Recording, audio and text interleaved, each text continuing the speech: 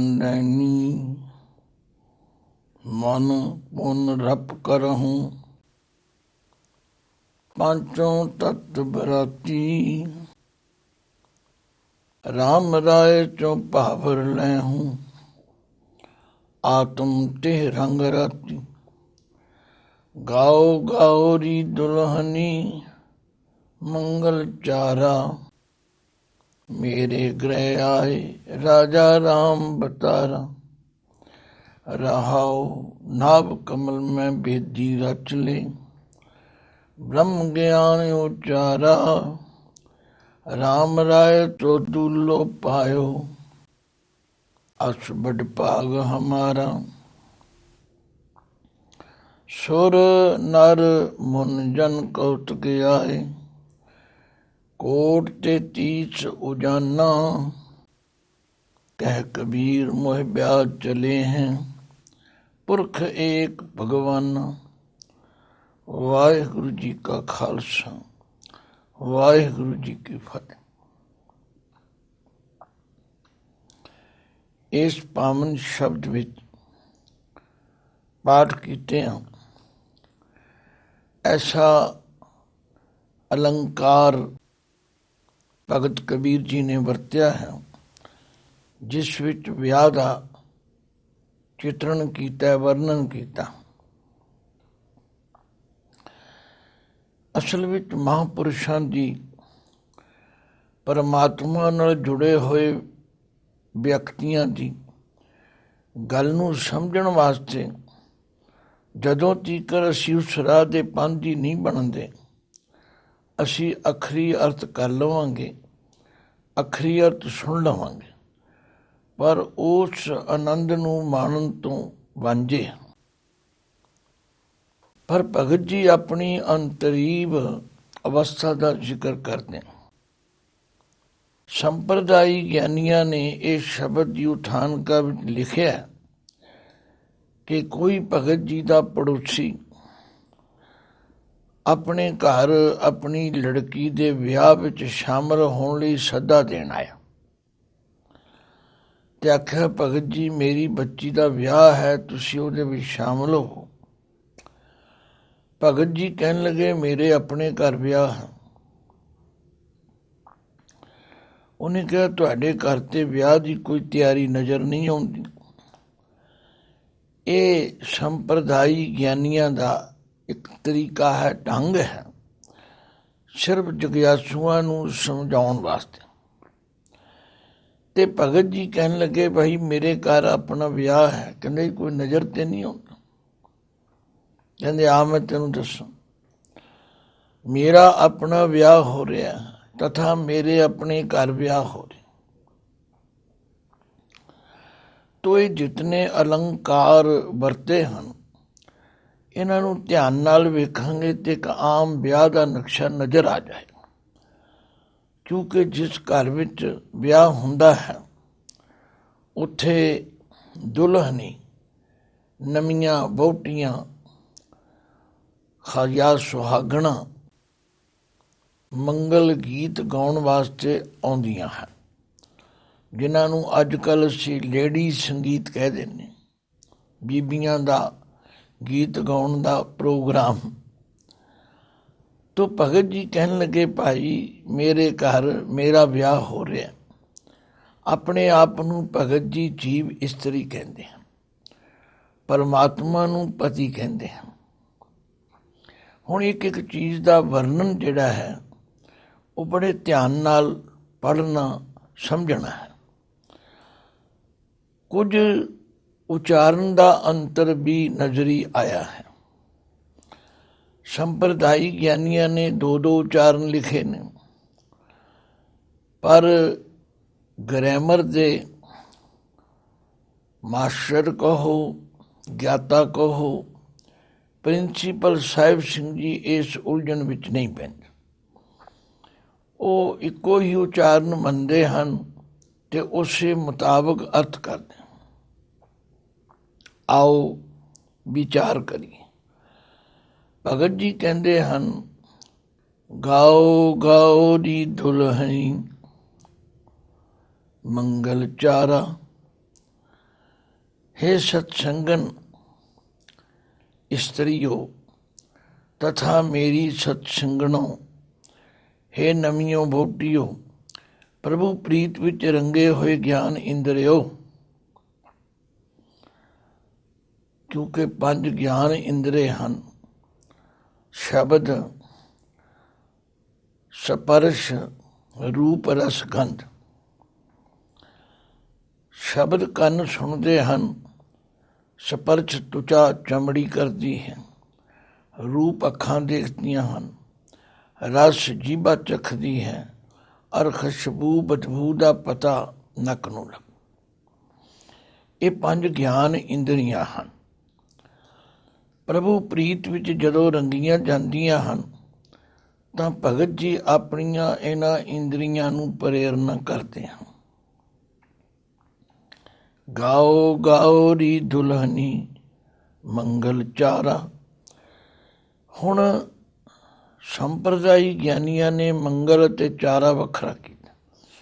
ਉਹਨਾਂ ਨੇ ਚਾਰਾ ਦਾ ਅਰਥ ਸੁੰਦਰ ਮੰਗਲ ਗਾਓ, ਪਰ ਜੇ ਮੰਗਲ ਚਾਰ ਵੀ ਕਹਿਤਾ ਜਾਏ ਤਾਂ ਵੀ ਠੀਕ ਹੈ। ਭਾਈ ਖੁਸ਼ੀ ਦੇ ਗੀਤ ਗਾਓ। ਕਿਉਂ ਗਾਓ? ਮੇਰੇ ਗ੍ਰਹਿ ਆਏ ਰਾਜਾ ਰਾਮ ਭਤਾਰਾ। ਮੇਰੇ ਹਿਰਦੇ ਰੂਪੀ ਘਰ ਵਿੱਚ ਉਹ ਰਾਜਾ ਰਾਮ ਜੋ ਸਾਰੇ ਸੰਸਾਰ ਵਿੱਚ ਰਮਿਆ ਹੋਇਆ, ਉਹਦਾ ਪ੍ਰਵੇਸ਼ ਹੋਇਆ। ਧੰਨ ਗੁਰੂ ਅਮਰਦਾਸ ਜੀ ਨੇ ਵੀ ਇਸ ਦਾ ਜ਼ਿਕਰ ਕੀਤਾ ਹੈ। ਮਨ ਚਾਓ ਭਇਆ ਪ੍ਰਭ ਆਗਮ ਸੁਣਿਆ, ਹਰ ਮੰਗਲ ਗਾਓ ਸਖੀ ਗ੍ਰਹਿ ਮੰਦਰ ਬਣਿਆ।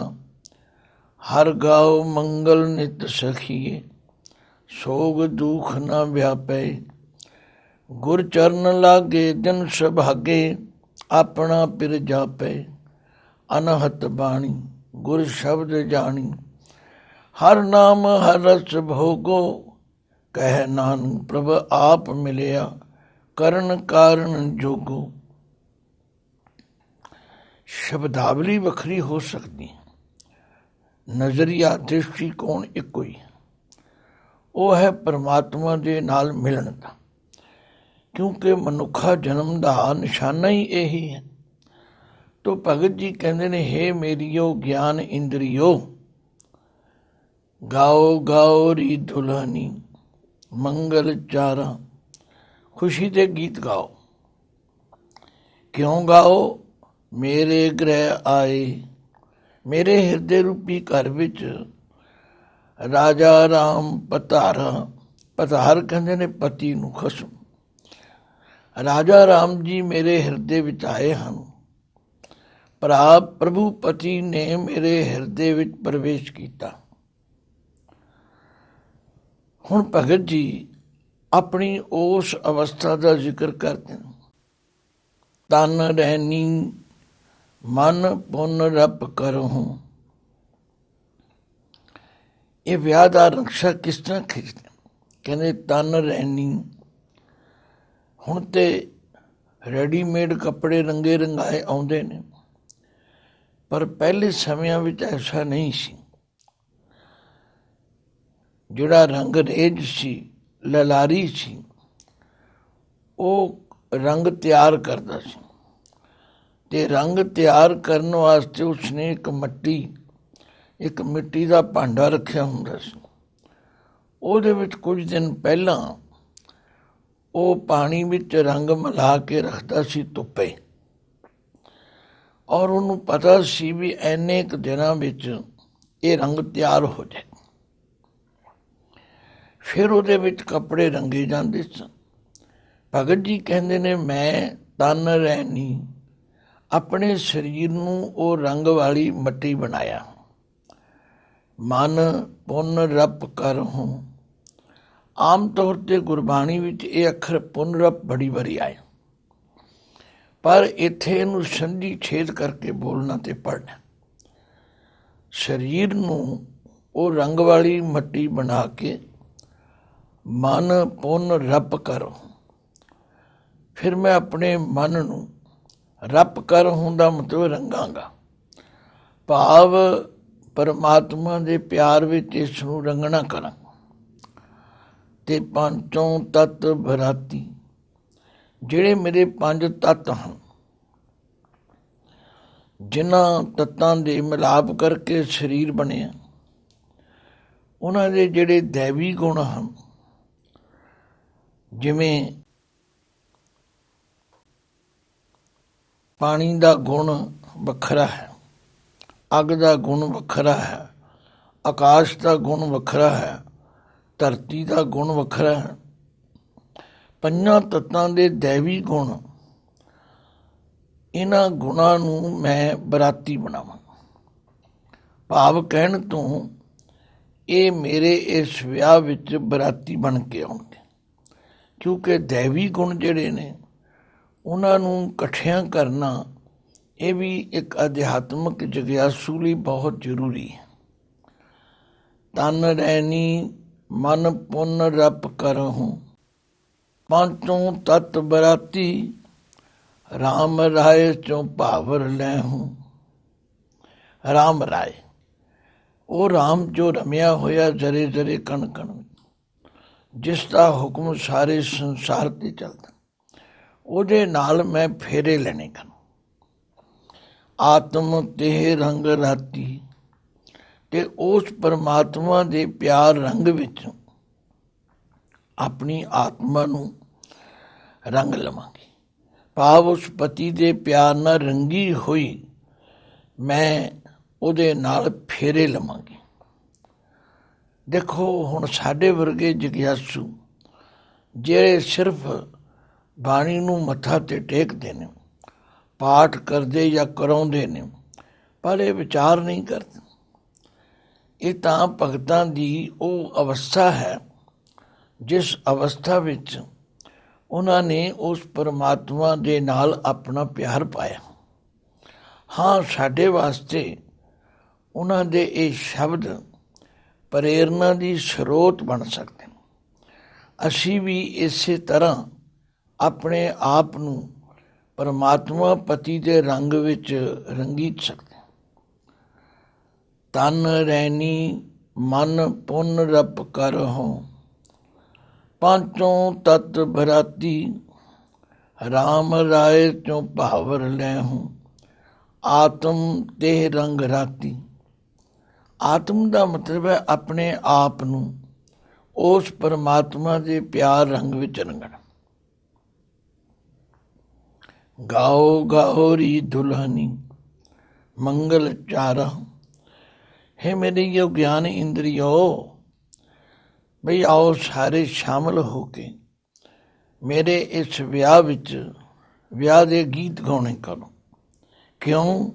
ਮੇਰੇ ਗ੍ਰਹਿ ਆਏ ਰਾਜਾ ਰਾਮ ਭਤਾਰਾ, ਮੇਰੇ ਹਿਰਦੇ ਰੂਪੀ ਘਰ ਵਿੱਚ ਉਹ ਰਾਜਾ ਰਾਮ ਜੀ ਆਏ ਹਨ। ਭਾਵ ਮੇਰੀ ਉਹਨਾਂ ਨਾਲ ਪ੍ਰੀਤ ਬਣ ਗਈ ਹੈ, ਮੇਰੀ ਉਹਨਾਂ ਨਾਲ ਸਾਂਝ ਬਣ ਗਈ ਹੈ। ਫਿਰ ਜਦੋਂ ਵਿਆਹ ਹੁੰਦਾ, ਫਿਰ ਬੇਦੀ ਰਚੀ ਜਾਂਦੀ ਹੈ। ਚਾਰ ਖੂੰਟੇ ਗੱਡ ਕੇ, ਚਾਰ ਪਿੱਲਰ ਖੜੇ ਕਰਕੇ ਇੱਕ ਬੇਦੀ ਬਣਾਈ ਜਾਂਦੀ। ਤੋ ਭਗਤ ਜੀ ਕਹਿੰਦੇ ਨਾਭ ਕਮਲ ਮੈਂ ਬੇਦੀ ਰਚਲੇ। ਨਾਭ ਨਾਭੀ ਨੂੰ ਕਹਿੰਦੇ ਨੇ, ਧੁਨੀ ਨੂੰ। ਇਹ ਜਿਹੜੇ ਸਾਡੇ ਸਵਾਸ ਚੱਲਦੇ ਹਨ, ਇਹਨਾਂ ਦਾ ਸੰਬੰਧ ਧੁਨੀ ਤੋਂ ਪੈਦਾ ਹੁੰਦਾ। ਆਖਿਆ ਉਸ ਧੁਨੀ ਤੋਂ ਮੇਰਾ ਇਹ ਕਮਲ, ਇਹ ਮਾਨੋ ਬੇਦੀ ਹੈ, ਜਿਹੜਾ ਬਾਰ-ਬਾਰ ਪਰਮਾਤਮਾ ਦੇ ਨਾਮ ਦਾ ਸਿਮਰਨ ਕਰਨਾ। ਨਾਭ ਕਮਲ ਮੈਂ ਬੇਦੀ ਰਚੇ, ਬ੍ਰਹਮ ਗਿਆਨ ਉਚਾਰਾ। ਬ੍ਰਹਮ ਗਿਆਨ, ਉਸ ਪਰਮਾਤਮਾ ਦੇ ਗੁਣਾਂ ਦਾ ਉਚਾਰਨ ਕਰਨ। ਤਥਾ ਭਗਤੀ ਗਿਆਨ ਵੈਰਾਗ ਆਦਿਕ ਜਿਹੜੇ ਸ਼ੁਭ ਗੁਣ ਨੇ। ਹੁਣ ਵੱਖ-ਵੱਖ ਵਿਦਵਾਨਾਂ ਨੇ ਵੱਖ-ਵੱਖ ਸ਼ਬਦਾਵਲੀ ਵਰਤੀ।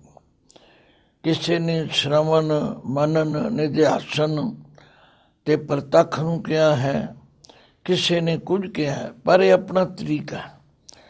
ਗੁਰਬਾਣੀ ਦੇ ਕਥਨ ਮੁਤਾਬਕ ਪਰਮਾਤਮਾ ਨੂੰ ਮਿਲਣ ਵਾਸਤੇ ਹੋਰ ਕੋਈ ਤਰੀਕਾ ਨਹੀਂ। नाभ कमल में बेदी रच ले, ब्रह्म ਗਿਆਨ ਉਚਾਰਾ। ਉਸ ਪਰਮਾਤਮਾ ਦੇ ਗਿਆਨ, ਉਹਦੇ ਗੁਣਾਂ ਨੂੰ ਉਚਾਰਨ ਕਰਨਾ, ਇਹ ਮਾਨੋ ਵੇਦ ਮੰਤਰ ਪੜ੍ਹਨੇ। ਰਾਮ ਰਾਏ ਸੋ ਦੂਲੋ ਪਾਇਓ, ਰਾਜਾ ਰਾਮ ਵਰਗਾ ਦੂਲਾ, ਸ਼ੌਹਰ ਪਤੀ। ਕਿਉਂਕਿ ਬਾਣੀ ਵਿੱਚ ਬਹੁਤ ਵਾਰੀ ਪਰਮਾਤਮਾ ਨੂੰ ਪਤੀ ਕਿਹਾ। ਅਸੀਂ ਜਬ ਜੀਵ ਰੂਪ ਇਸਤਰੀਆਂ, ਏਕਾ ਪੁਰਖ ਸਬਾਈ ਨਾਰ। ਆਖਿਆ ਰਾਮ ਰਾਜੇ ਵਰਗਾ ਮੈਂ ਦੂਲਾ ਪਾਇਓ, ਪਾ ਲਿਆ। ਆਸ ਵੱਡ ਭਾਗ ਹਮਾਰਾ, ਇਹ ਮੇਰੇ ਵੱਡੇ ਭਾਗਾਂ ਦੀ ਨਿਸ਼ਾਨੀ ਹੈ। ਤੋ ਇਹ ਮੇਰੇ ਘਰ ਮੇਰਾ ਵਿਆਹ ਉਸ ਪਰਮਾਤਮਾ ਪਤੀ ਨਾਲ ਹੋ ਰਿਹਾ। ਹੁਣ ਇਹ ਵਿਆਹ ਦਾ ਸਾਰਾ ਨਕਸ਼ਾ ਕਬੀਰ ਜੀ ਨੇ ਖਿੱਚ ਕੇ ਸਮਝਾਇਆ। ਅਸਲ ਵਿੱਚ ਇਹ ਅੰਤਰੀਵ ਵਿਆਹ ਹੈ।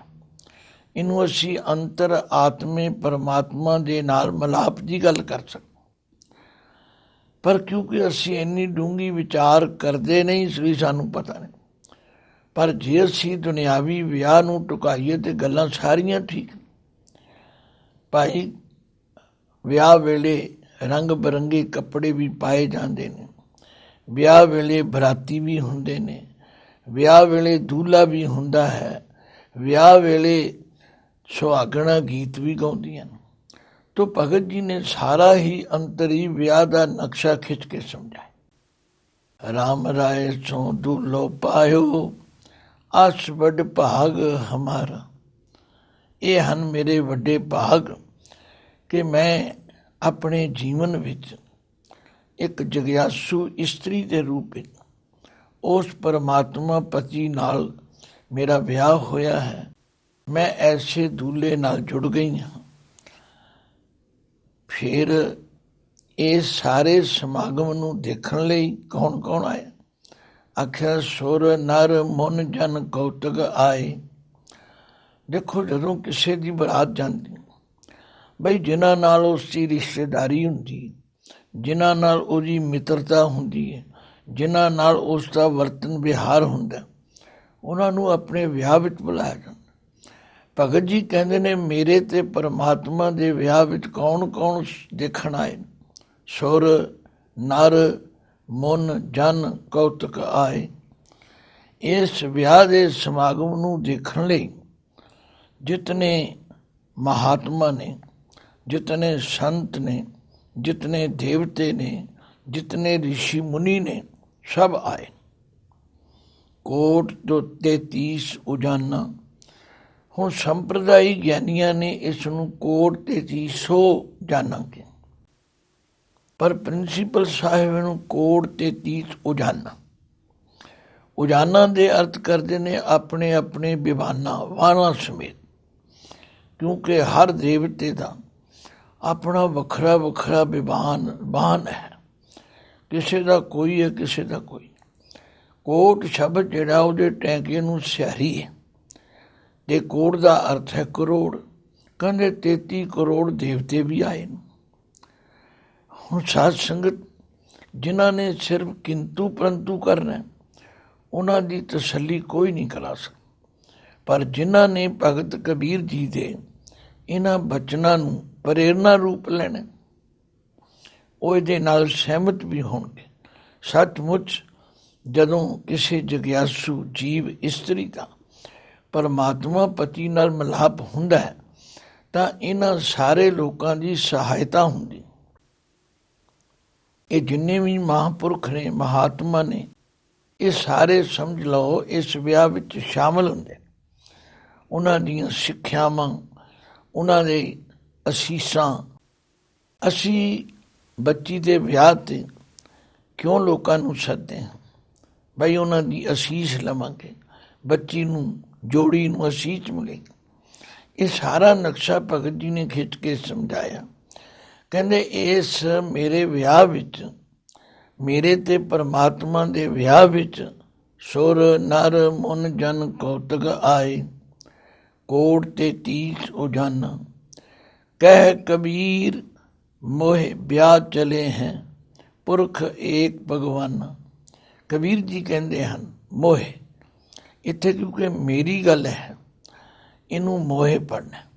ਮੈਨੂੰ ਵਿਆਹ ਕੇ ਲੈ ਚੱਲੇ ਹਨ, ਭਾਵ ਪਰਮਾਤਮਾ ਨਾਲ ਮੇਰਾ ਵਿਆਹ ਹੋ ਗਿਆ।